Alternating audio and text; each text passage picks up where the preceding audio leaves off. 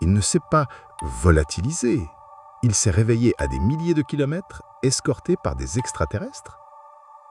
Nous sommes en 1977, peu après la révolution culturelle en Chine. Voici un village isolé du Hebei. Route en terre, maison modeste, la vie est rude et l'information rare. À cette époque, les communes populaires régnaient sur la vie rurale. Le collectif prime sur l'individu. Outils, terres et récoltes sont partagés. À cette époque, des millions de citadins appelés les Jitsing étaient envoyés pour apprendre auprès des paysans. Une génération déracinée, sans formation agricole, mais forcée au labeur rural. Voici Wang Yangku, 21 ans, fils de la terre, teint buriné, main calleuse. Mariage imminent, travail quotidien, une vie d'humilité. Et pourtant, cette simplicité va être pulvérisée par l'inconcevable. Ce soir-là, comme tant d'autres, Huang s'endort dans sa simple chaumière, sans savoir que son sommeil va devenir le point de bascule entre réalité, mythologie et abîme. Le lendemain, Wang a disparu. Le village s'alarme. 10 jours d'appel, de fouilles, avant qu'un télégramme ne l'annonce détenu à Shanghai. Devant cette incompréhension, tout bascule vers l'inexplicable.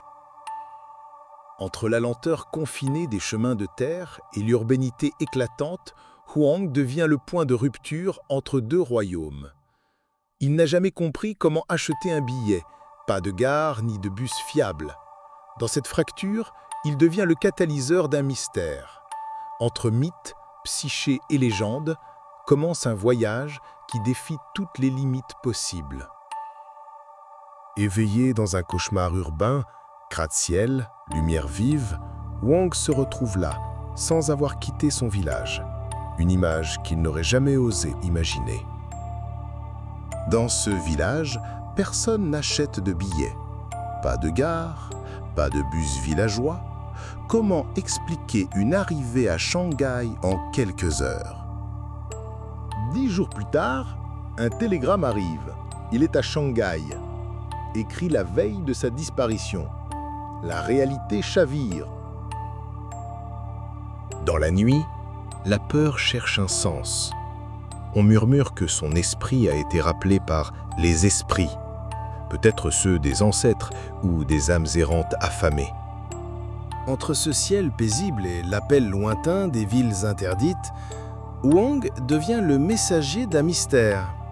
Ce qui était ancré s'effrite, l'inexplicable devient possible. Le voyage commence.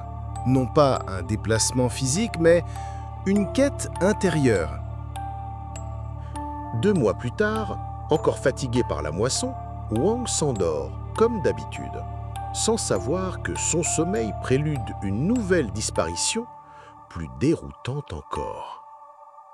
Le lendemain, il réapparaît à Shanghai, trempé par la pluie, sans comprendre comment il a traversé des centaines de kilomètres. Le monde rural et l'urbain s'effondrent d'un coup. 2 hommes en uniforme l'escortent jusqu'à un camp militaire. Entrer dans un lieu si protégé sans contrôle, est-ce encore humain? Lorsqu'il rentre, il ne retrouve plus sa place. On le murmure possédé, jalousé et craint. Sa fiancée le quitte, son nom est sali, sa vie entière s'écroule. 2 disparitions. Si la première inspirait l'inquiétude, la seconde a brisé le quotidien. Wang ne revient plus vraiment.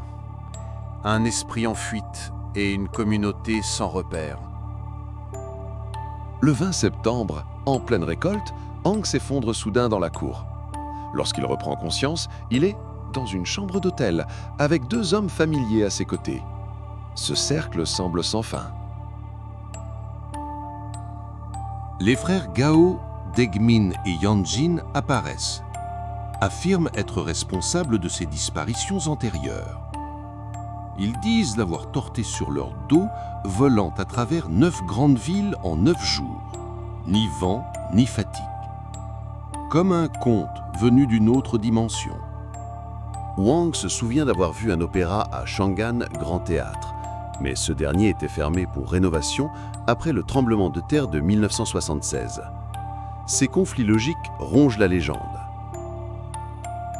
Des experts évoquent le somnambulisme, des états de conscience altérés, un phénomène neurologique où la mémoire se conjugue à l'hallucination ou à une volonté de s'absenter du quotidien. La rumeur grandit. On le traite de sorcier. Certains réclament qu'il soit chassé. Sa fiancée le quitte.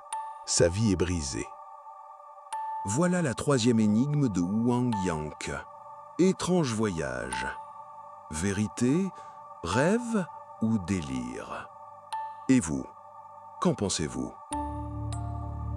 Des années plus tard, en 2002, des experts hypnothérapeutes, chercheurs du China UFO Association, tentent d'élucider l'affaire. Sous hypnose, Wang répète son récit inchangé. Des portraits des frères Gao sont esquissés, mais leur existence reste non vérifiée.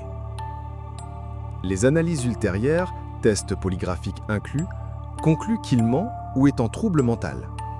En 2021, il admet avoir inventé l'histoire, inspiré par la société fascinée par les UFO. Rongé par la honte, il se retire dans un anonymat anxieux, dans un petit village. Sa réputation est détruite, sa vie affective ruinée. Le murmure des légendes continue, mais lui ne participe plus. Voilà le dernier acte de cette légende singulière. Vérité, illusion ou échappatoire? Était-ce un moyen de fuir son quotidien ou un appel venu d'ailleurs?